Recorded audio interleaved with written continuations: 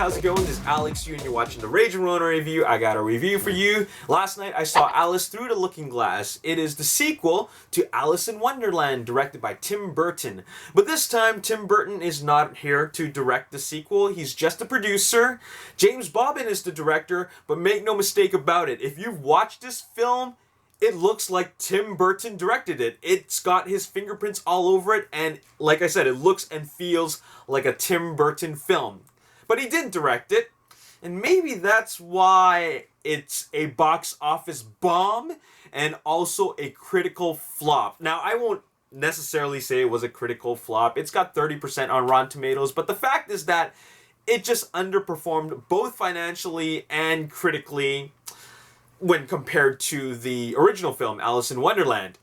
So I went in with very, very low expectations. In fact, these types of films, I'm talking about these Disney live action films like Cinderella and the upcoming Beauty and the Beast. Movies like this are really not my cup of tea. It's not something that I really care to watch, but I checked it out anyways, and I was pleasantly surprised. I actually don't think that it deserves the poor reviews. I also believe that it is a film that should make more money. I have no idea why it did so poorly at the box office, but anyways, a lot of people feel that they're not interested in watching it, but actually, if you are a fan of the original, which I'm not and I didn't see, I think you should still check this out, because it feels like it feels like a pretty solid fairy tale live action film, and I do believe it's not a film with the greatest performances from Johnny Depp or Mia Wasikowska or even Anne Hathaway. The people that really shine in this film really are Helena Bonham Carter, and also Sacha Baron Cohen.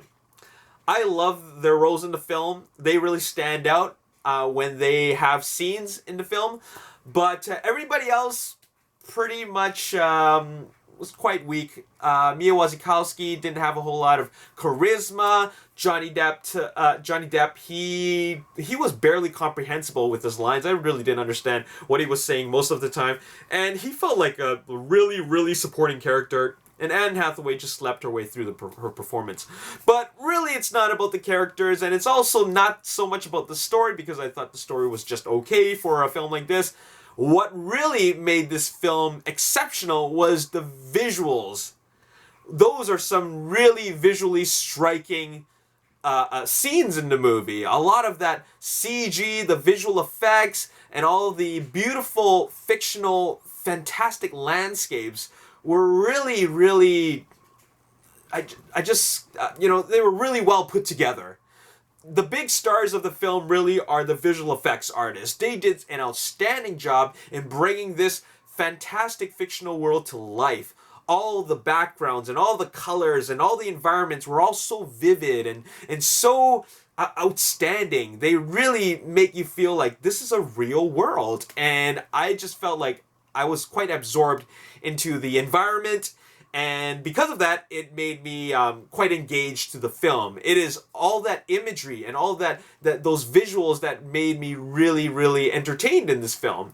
And the story and the characters were just the supplement as an extension of all of these visually striking, beautiful locations. So I loved it in the visual sense, and that was enough to make me feel like this is an entertaining film. So I really enjoyed it. The 3D was fantastic. I felt that this is some of the best 3D that I've seen. It really made you feel not only the depth, but all the things that were coming at you. It really worked for that film, and it had a lot of great sequences that really employed the 3D quite well. So if you are going to check it out, I would highly recommend that you check it out in 3D. But as for everything else, we're not really treated to a groundbreaking story, but all I know is that it is loosely based off of the books, the book rather, Through the Looking Glass, which is a part of the Alice in Wonderland story.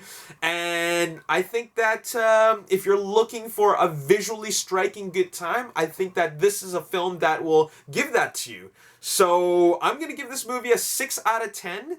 I enjoyed it for all its beauty, all its visual beauty. The characters, like I said before, Sacha Baron Cohen and Helena Bonham Carter, they really nailed their roles. As for the story, it's not something that really is that groundbreaking, but it's enough to keep you interested.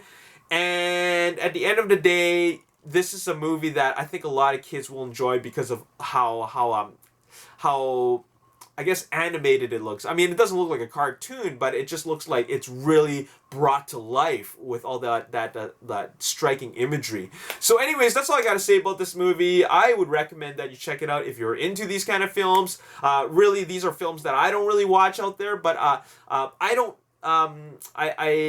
really go out there to go out of my way to watch films like this, but you know what? I watched one and I really enjoyed it. So 6 out of 10. I know it's not a super high score, but I still enjoyed it for what it is. All right, so full on, very entertaining film, and there you have it. That's all I got to say in this video. I hope you enjoyed this review, and if you did, hit the like button, subscribe to the YouTube channel, like me on Facebook, The Ragin Nation. Also follow me on Twitter at Ragin Nation. My name is Alex Yu. Thanks for watching. I'll see you next time. Peace.